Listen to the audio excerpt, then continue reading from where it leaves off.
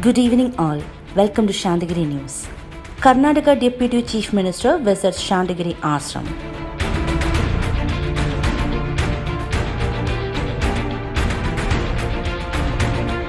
Karnataka Deputy Chief Minister Dr.C.N Ashwat Narayan visited Santhigiri Ashram and met Swami Gururethnam Jnana Thapaswi.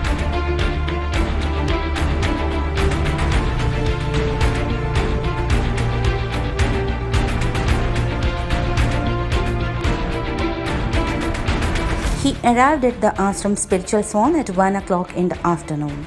He spent about half an hour in the ashram inquiring about the activities of the ashram.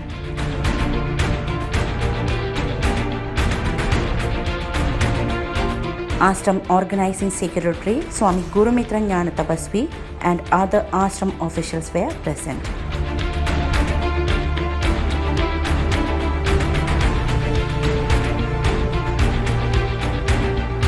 That's all from today's disc. Thank you.